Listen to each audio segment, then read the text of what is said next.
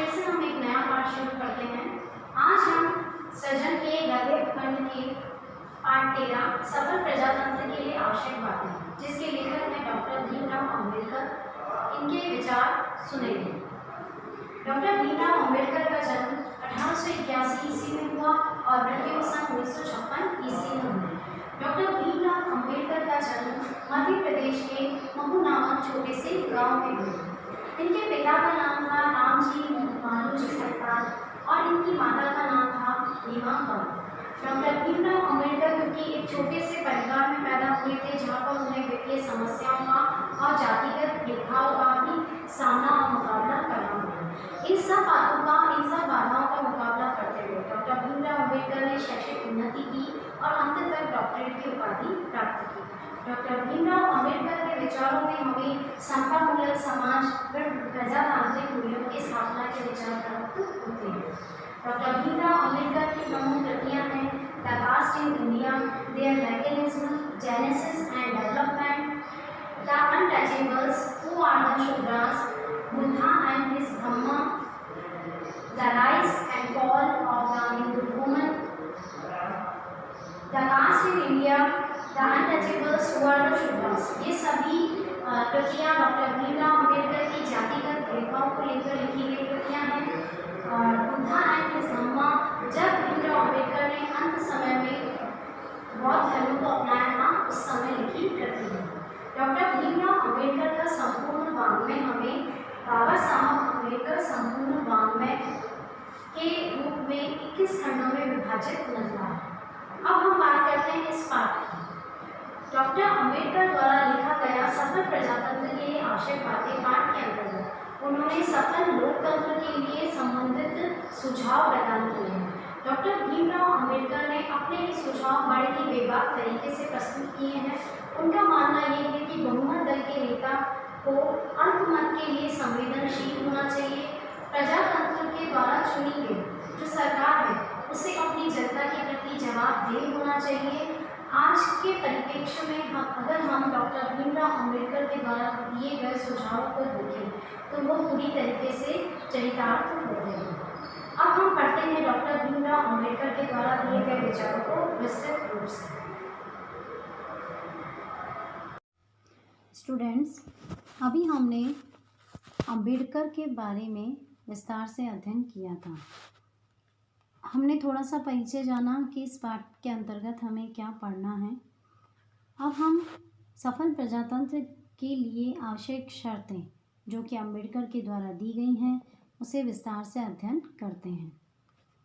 यह स्वीकृत मत है कि प्रजातंत्रवादी शासन व्यवस्था में जो सत्तारूढ़ है उन्हें प्रत्येक 5वें वर्ष लोगों के पास जाना चाहिए और उनसे पूछना चाहिए कि क्या उनकी सम्मति में वे इस योग्य हैं कि उन्हें सत्तारूढ़ रहने दिया जाए, ताकि वो उनके हितों का संरक्षण कर सकें, उनके सौभाग्य को बना सकें और उनकी आरक्षा कर सकें। सबसे पहला सवाल अम्बेडकर ने जो सत्तारूढ़ शासन व्यवस्था है उससे किया है कि हर 5वें वर्ष उन्हें लोगों के पास जाकर ये पूछना चाहिए कि क्या उन्होंने अपने कर्तव्य को अच्छे से निभाया है, क्या अगले 5 वर्ष के लिए वो और चुनने लायक हैं, क्या वो लोगों के हितों की रक्षा कर सके हैं, उनके सौभाग्य को बना सके या उनकी सुरक्षा की है।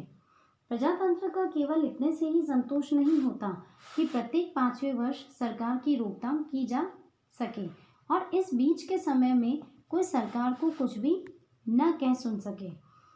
आगे वो ये भी कह रहे हैं कि प्रजातंत्र में केवल इतना ही नहीं होता कि 5वें वर्ष के बाद ही हम प्रजातंत्र के लिए सरकार की रोकथाम करें, हमें यह अधिकार भी होना चाहिए कि हम सरकार को बीच बीच में भी कह सुन सकें। प्रजातंत्रवाद चाहता है कि न केवल 5 वर्ष की समाप्ति पर सरकार का निषेध किया जा सके, बल्कि ऐसी भी व्यवस्था होनी चाहिए कि सरकार के विरुद्ध किसी भी समय और तुरंत निषेधात्मक कार्रवाई की जा सके। अम्बेडकर ये कहना चाह रहे हैं कि 5 वर्षों के बीच में अगर कहीं भी जनता को ये लगता है कि हम सरकार के विरुद्ध कोई निषेधात्मक कार्रवाई कर सकते हैं या सरकार ने ऐसा कोई कार्य किया है कि हमें ऐसी कार्रवाई करनी चाहिए, तो उन्हें इसका अधिकार प्राप्त हो। अब यदि आपको मेरे कहने का आशय स्पष्ट हो तो प्रजातंत्रवाद का मतलब है कि किसी भी आदमी को सदैव शासन करते रहने का अधिकार नहीं। आगे वो ये भी कह रहे हैं कि बहुत लंबे समय तक एक ही व्यक्ति लगातार शासन नहीं कर सकता। यह शासन करने का अधिकार लोगों की स्वेच्छा पर निर्भर करता है। ऐसा शासन करने का अधिकार उसे लोगों की इच्छा पर मिलता है। उस अधिकार को लोकसभा भवन में ही चैलेंज किया जा सकता है। आप देखें कि विरोधी पक्ष का होना कितना आवश्यक है। आगे अंबेडकर हमें विरोधी पक्ष की महत्वपूर्णता के बारे में समझाते हुए बता रहे हैं कि विरोधी पक्ष के होने का मतलब है कि सरकार हमेशा हथौड़े के नीचे रहती है। यहाँ विरोधी पक्ष होने के मतलब को उन्होंने हमें इस तरह से समझाया है कि सरकार पर हमेशा अंकुश रहता है, वे निरंकुश नहीं बन पाती। उनके द्वारा किए गए कार्यों पर किसी न किसी की नज़र रहती है, जिससे कि वो अंकुश में रहते हैं। जो लोग सरकारी पार्टी में नहीं हैं, उन लोगों की दृष्टि में भी प्रत्येक सरकारी कार्य का औचित्य सिद्ध होना चाहिए। दुर्भाग्यवश हमारे देश में नाना कारणों से मेरी सम्मति में प्रधान कारण सरकारी विज्ञापनों से मिलने वाली आय हो सकती है। वो ये कह रहे हैं कि हमारे देश का दुर्भाग्य है कि सरकारी विज्ञापनों से जो आय मिलती है उसका प्रधान कारण ये होता है कि वो सिर्फ जो सरकार सत्ता में है उसी के बारे में छापते हैं। सरकारी पक्ष का कहीं ज़्यादा प्रचार होता है, विरोधी पक्ष पूरी तरह से उपेक्षित किया जाता है। विरोधी पक्ष समाचार पत्रों के लिए किसी आय का साधन नहीं बन पाते हैं। शासन दल के सदस्यों के भाषणों से समाचार पत्रों के अंतिम पृष्ठों के भी अंत में कहीं जाकर उन्हें स्थान मिल पाता है।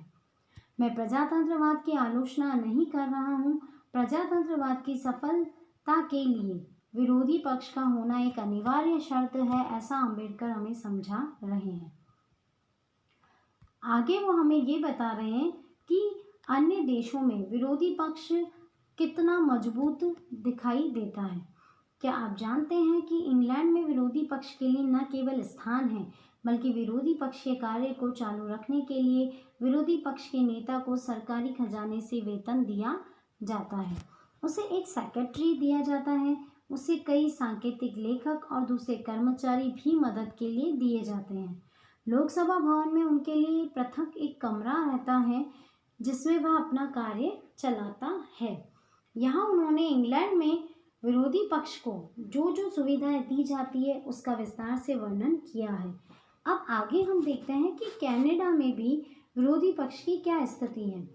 कनाडा में भी जिस प्रकार प्रधानमंत्री वेतन प्राप्त करता है, उसी प्रकार विरोधी पक्ष का नेता भी वेतन प्राप्त करता है।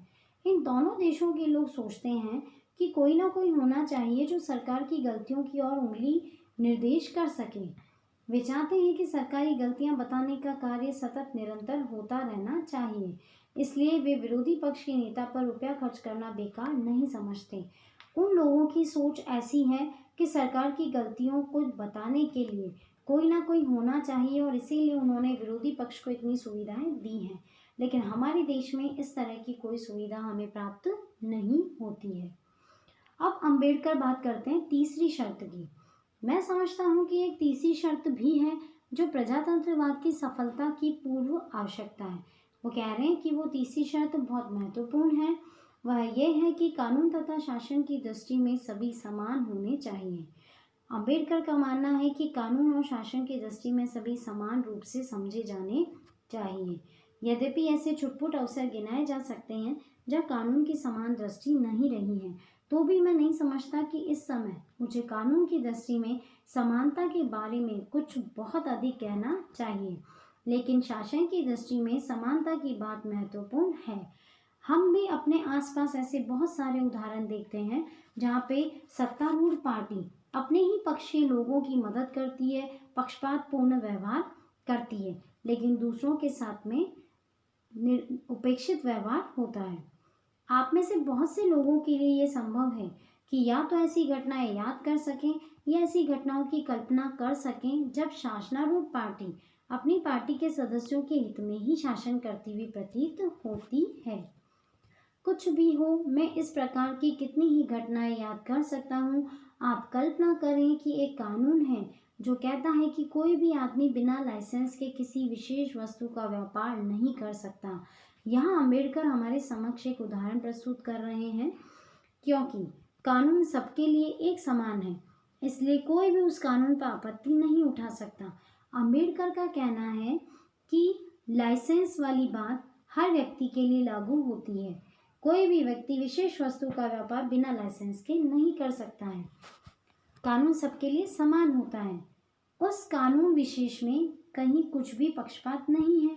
लेकिन हम एक कदम आगे जाएं तो देखें, जब कोई आदमी किसी अफसर या मंत्री के पास किसी वस्तु विशेष का व्यापार करने के लिए लाइसेंस मांगने जाता है, मैं नहीं जानता लेकिन लगता है कि एकदम संभव है। पर यदि कोई ऐसा व्यक्ति जो कि किसी अफसर या मंत्री का पहचान वाला होता है तो वहाँ ये बात लागू नहीं होती। संभव है कि मिनिस्टर सबसे पहले उसकी टोपी की ओर देखे, वह किस रंग की टोपी पहने हुए है। यहाँ टोपी का तात्पर्य वो किस पार्टी से है, किस पहचान वाले का है, इस पर ध्यान दिया जाता है। यदि वह ऐसी टोपी पहने हुए है कि जो उसे अच्छी लगती है तो उसे निश्चय हो जाता है कि वह उसकी पार्टी का आदमी है। अब एक दूसरा आदमी जाता है जो दूसरी तरह की पोशाक पहने हुए है या दूसरी पार्टी का है। आप खुद भी बता सकते हैं कि यहाँ पर लाइसेंस किस व्यक्ति को दिया जाएगा। आप बिल्कुल सही सोच रहे हैं। वह मिनिस्टर पहले आदमी को लाइसेंस दे देता है, दूसरे को इनकार कर देता है, क्योंकि दूसरा व्यक्ति उसकी पार्टी का या उसके फायदे का नहीं है। शासन की दृष्टि में दोनों आदमी लाइसेंस लेने के लिए समान रूप से अधिकारी थे, लेकिन किसी सुविधा विशेष का दिया लिया जाना एक छोटी सी बात है और इसका प्रभाव संभवतः थोड़े से लोगों पर ही पड़ता है। और अंबेडकर कहते हैं कि हम एक कदम और आगे बढ़ें और देखें कि जब ऐसा भेदभाव शासन में प्रविष्ट हो जाता है तो हमारी जो सरकार है उसकी क्या स्थिति होती है। मान लीजिए कि किसी पार्टी के किसी सदस्य ने कोई अपराध किया, उसके विरुद्ध काफ़ी गवाही है। आप बहुत सारी फिल्में देखते हैं, मूवीज़ देखते हैं, उनमें भी आप इस तरह की घटना को बहुत आसानी से देख सकते हैं। जब जान पहचान वाले व्यक्ति के खिलाफ मुकदमा चल रहा होता है तब उसके खिलाफ कोई भी कार्रवाई नहीं की जाती। अब उस इलाके में उस पार्टी का मुखिया मजिस्ट्रेट के पास जाता है और जाकर कहता है कि इस आदमी पर मुकदमा चलाना ठीक नहीं क्योंकि ये पार्टी का आदमी है, या आगे बढ़कर यह भी कहता है यदि आप मेरी बात नहीं मानेंगे तो मैं इस बात की सूचना मिनिस्टर को दे दूंगा और यहाँ से आपका तबादला अन्यत्र करा दूंगा। ये जो वाक्य अभी हमने पढ़ा, ये वाक्य आपको हमारी हिंदी फिल्मों में बहुत आसानी से मिल जाएगा, जहाँ पर कोई भी व्यक्ति ईमानदारी के साथ अपने किसी काम को करना चाहता है तो उसे ये धमकी दी जाती है कि उसे ये काम नहीं करना है वरना उसका तबादला कहीं और हो जाएगा।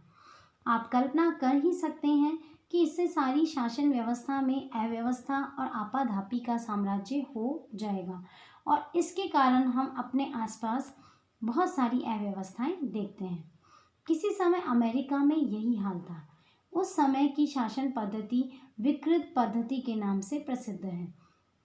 अंबेडकर ने यहाँ पर एक समय में अमेरिका में जो विकृत पद्धति चला करती थी उसको समझाने का प्रयास किया है। जब एक पार्टी शासनारूढ़ होती थी तो पहली पार्टी द्वारा नियुक्त सभी कर्मचारियों को उनके पदों से पृथक कर देती थी। यहाँ तक कि क्लर्कों और चपरासियों तक को भी निकाल बाहर किया जाता था। वह ऐसी व्यवस्था थी कि जब कोई नई पार्टी सत्तारूढ़ होती थी तो वह पुरानी पार्टी के सभी कर्मचारी जो कि उसके द्वारा नियुक्त किए जाते थे उन्हें नौकरी से निकाल देती थी। उन सबकी जगह नई पार्टी के नए आदमी नियुक्त किए जाते थे। वास्तव में काफ़ी वर्षों तक अमेरिका में कहने सुनने लायक किसी भी तरह की शासन व्यवस्था नहीं थी। बाद में ये बात स्वयं उनकी समझ में आई कि ये प्रजातंत्रवाद के लिए ठीक नहीं है, तो उन्होंने इस विकृत पद्धति को बदल दिया। लेकिन हमारे देश में आज भी ये विकृत पद्धति आसानी से मिल जाती है। ताकि शासन व्यवस्था शुद्ध बनी रहे, न्याय संगत रहे और राजनीति से दूर रहे, इसलिए इंग्लैंड के लोगों ने राजनीतिक कार्यालय और सिविल कार्यालय में भेद कर दिया। सिविल कर्मचारी स्थायी रूप से बने रहते हैं, उनमें कोई बदलाव नहीं किया जाता है, चाहे कोई भी पार्टी सत्तारूढ़ हो शासनारूढ़ हो। यह सभी पार्टियों के आज्ञानुसार कार्य करने वाले होते हैं और इनके किसी भी कार्य में मिनिस्टर को भी हस्तक्षेप करने का कोई अधिकार प्राप्त नहीं होता। जब हमारे देश में ब्रिटेन के लोगों का शासन था तो यहाँ भी यही बात प्रचलित थी। मुझे स्पष्ट रूप में एक अनुभव याद आ रहा है जो मुझे उस समय हुआ जब मैं गवर्नमेंट ऑफ इंडिया का मेंबर था। अब इस बात को समझाने के लिए अंबेडकर हमारे समक्ष एक उदाहरण प्रस्तुत करने जा रहे हैं। आप ध्यान देंगे तो आप देखेंगे कि लगभग हर वायसराय के नाम दिल्ली में कोई ना कोई स्ट्रीट या क्लब है। स्ट्रीट का मतलब यहाँ पे किसी सरकारी रोड से है। ऐसे एक ही वायसराय या गवर्नर जनरल हैं जिनके नाम पर कोई स्ट्रीट या कोई दूसरी संस्था नहीं है और उस गवर्नर जनरल का नाम है लॉर्ड लिनलिथगो। उसका प्राइवेट सेक्रेटरी मेरा मित्र था। उस समय पब्लिक वर्क्स डिपार्टमेंट मेरे पास था और ऐसे बहुत से काम थे जो मेरी ही देखरेख में हो रहे थे, इसीलिए मेरा मित्र मुझसे बात करने आया। वह आया और धीरे से मुझे कहा, मेरे प्रिय डॉक्टर, क्या आप लॉर्ड लिनलिथगो के नाम पर किसी संस्था या कार्य का नामकरण नहीं कर सकते? उसने कहा, यह बुरी तरह खटकता है कि सभी का नाम है, केवल उनका ही नाम नहीं है। क्योंकि वह उनका सेक्रेटरी था इसलिए उसे ये बात बुरी लगती थी। मैंने कहा, मैं विचार करूँगा। उन दिनों मैं जमुना के ऊपर एक बांध बनवाने पर विचार कर रहा था ताकि गर्मी के मौसम में दिल्ली के लोगों को पानी का कष्ट न हो। उस समय मैं किसी और दूसरे प्रोजेक्ट में व्यस्त था। क्योंकि गर्मी के दिनों में नदी सूख जाती है, मैंने अपने सेक्रेटरी को, जिसका नाम H.C. परायर था और जो एक यूरोपियन था, कहा, परायर महाशय, वायसराय के सेक्रेटरी ने मुझे यह बात कही है, यानी मैंने उसे अपने मित्र की कही हुई बात समझाई। क्या तुम समझते हो कि इस संबंध में हम कुछ कर सकते हैं? मैंने उससे राय जानना चाहा कि क्या हम इसमें उसकी मदद कर सकते हैं। आप क्या समझते हैं उसने उत्तर क्या दिया होगा? उसका जवाब था, महोदय, हमें ऐसा कुछ भी नहीं करना चाहिए। आज मुझे लगता है कि किसी का ऐसा उत्तर देना असंभव प्राय है, लेकिन आज इस तरह का उत्तर कोई नहीं दे पाता है। मिनिस्टर की इच्छा के प्रतिकूल किसी अफसर का कुछ कहना आज मुझे एकदम असंभव लगता है, लेकिन उन दिनों यह संभव था क्योंकि ब्रिटेन की तरह हमने भी बुद्धिमत्तापूर्ण फैसला कर रखा था कि सरकार की शासन व्यवस्था में दखल नहीं देना चाहिए। लेकिन आज अगर इस तरह का प्रसंग होता है तो उसमें बहुत आसानी से फैसला लिया जा सकता है और वह फैसला उसके पक्ष में ही होगा। सरकार का काम है पॉलिसी या नीति तैयार कर देना। उसका यह काम नहीं कि शासन व्यवस्था में हस्तक्षेप करे या पक्षपातपूर्ण व्यवहार करे। यह बात महत्वपूर्ण है। मुझे लगता है कि अब हम उस परंपरा से दूर हटते जा रहे हैं और कहीं ऐसा न हो कि हम इस मर्यादा का एकदम परित्याग कर दें। अंबेडकर ने ये बातें बहुत साल पहले लिखी थी, लेकिन अंबेडकर की इन बातों को हम आज के परिप्रेक्ष्य में पूरी तरह से चरितार्थ होते देखते हैं। आगे बात करते हैं। मेरे मत के अनुसार प्रजातंत्रवाद के सफल संचालन के लिए जो चौथी शर्त आवश्यक है वह है कि हम विधान संबंधी नैतिकता का पालन करें। अंबेडकर हमें ये समझाना चाह रहे हैं कि चौथी शर्त क्या है, और चौथी शर्त उन्होंने दी है विधान संबंधी नैतिकता। बहुत से लोगों के मन में विधान के लिए बड़ा उत्साह है। मैं उन लोगों में से हूँ जो वर्तमान विधान को एकदम फेंक देने के लिए तैयार है, कम से कम नए सिरे से इसकी रचना करने के लिए। लेकिन हम ये भूल जाते हैं कि हमारे विधान में कानूनी व्यवस्था तो है, लेकिन जिस चीज़ को हम विधान संबंधी नैतिकता कहते हैं उसका अस्थि पंजर मात्र है।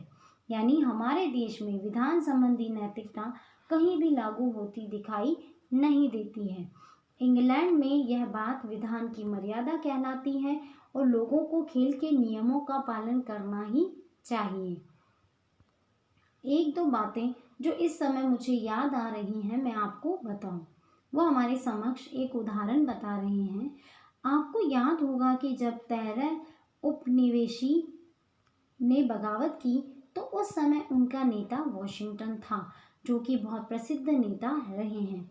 यह कहने से कि वॉशिंगटन उनका नेता था, अमेरिकी जीवन में जो उसका वास्तविक स्थान था हमें स्पष्ट नहीं होता। वॉशिंगटन उनके लिए देवता के समान थे। वॉशिंगटन उनका भगवान था। क्यों था, इसे हम आगे समझते हैं। यदि आप उसका जीवन चरित्र और इतिहास पढ़ें तो आपको मालूम होगा कि विधान की रचना होने पर वॉशिंगटन ही अमेरिका का प्रथम प्रेसिडेंट चुना गया था। जब उसकी अवधि समाप्त हो गई तो क्या हुआ, अर्थात जब उसका 5 वर्ष का समय पूरा हो गया तो उसने दूसरी बार प्रेसिडेंट के पद के लिए खड़े होने से इनकार कर दिया। इसके पीछे क्या कारण था, मुझे इसमें कुछ भी संदेह नहीं कि यदि वॉशिंगटन 10 बार भी प्रेसिडेंट पद के लिए खड़ा हुआ होता तो वह हर बार सर्वसम्मति से निर्विरोध चुना जाता। क्यों? क्योंकि हम पहले जान चुके हैं कि वहाँ के लोगों के लिए वॉशिंगटन उनका देवता था। लोग उन्हें पसंद करते थे और इसी कारण से दूसरी क्या, आगे कई बार तक वो उन्हें चुन सकते थे। लेकिन दूसरी बार उसने खड़ा होने से इनकार कर दिया। क्या कारण रहा? जब उससे इसका कारण पूछा गया तो उसका उत्तर था, प्रियवर, आप भूल गए कि हमने इस विधान को उससे किस उद्देश्य की पूर्ति के लिए बनाया है। हमने यह विधान इसलिए बनाया है कि हम कोई वंश परंपरागत राजा नहीं चाहते, हम कोई पैतृक शासन व्यवस्था नहीं चाहते, और आप अगर दूसरे वर्ष में भी मुझे ही चुनेंगे तो ये एक वंश परंपरागत व्यवस्था बन जाएगी, जो कि मैं नहीं चाहता। हम कोई अनन्य शासक या डिक्टेटर भी नहीं चाहते थे। यदि इंग्लैंड के राजा की अधीनता त्याग कर आप लोग इस देश में आकर भी मुझको ही प्रतिवर्ष प्रति काल विभाग अपना प्रेसिडेंट बनाए रहने लगे, मेरी ही पूजा करने लगे, तो आपके सिद्धांतों का क्या होगा जो हमने सोचे हैं। जब आप मुझे ही इंग्लैंड के राजा का स्थानापन्न बना देते हैं तब आप क्या कह सकते हैं कि आपने उसके अधिकार के प्रति विद्रोह किया है। उसने कहा, आपका मेरे प्रति जो विश्वास है, जो भक्ति भाव है, उसके कारण आप चाहे मुझ पर दूसरी बार प्रेसिडेंट बनने के लिए दबाव डालने पर मजबूर हों। लेकिन जब मैंने ही इस सिद्धांत का प्रतिपादन किया है कि हमें वंशानुगत शासन नहीं चाहिए, तो मुझे आपकी भक्ति भावना के वशीभूत होकर भी दूसरी बार खड़ा नहीं होना चाहिए। उनके कहने का तात्पर्य ये था कि चाहे आप लोग मुझे कितना ही पसंद करते हैं, मुझ पर कितना ही दबाव डालते हैं, लेकिन मैंने जिस सिद्धांत का प्रतिपादन किया है मैं उसकी उपेक्षा नहीं कर सकता। मुझे उस सिद्धांत का प्रतिपादन करना ही पड़ेगा। अंत में लोगों ने उन्हें कम से कम एक ही बार और खड़े रहने के लिए राजी कर लिया, लेकिन फिर भी लोगों ने बहुत मिन्नतें करके उन्हें दूसरी बार खड़े होने के लिए तैयार कर लिया और उन्होंने मान लिया। लेकिन जब तीसरी बार वे फिर आग्रह करने गए तो उसने धत्ता बता दिया। लेकिन जब लोगों ने फिर से तीसरी बार भी उनसे यही आग्रह किया तो उन्होंने उन सबको मना कर दिया या अपने सिद्धांतों को समझाने का प्रयास किया। आज की कक्षा में हम इतना ही पढ़ते हैं, बाकी का पाठ हम अगले वीडियो में पढ़ेंगे। स्टूडेंट्स, अभी हमने इस पाठ को समझने का प्रयास किया। आशा करती हूँ आपको अच्छे से समझ आया होगा। मैं उससे संबंधित 2 प्रश्न आपको दे रही हूँ जिनके उत्तर आपको अपने विवेक से देने हैं। पहला प्रश्न है, अंबेडकर ने उदाहरणों के द्वारा विरोधी पक्ष की किस स्थिति को प्रस्तुत करने का प्रयास किया है।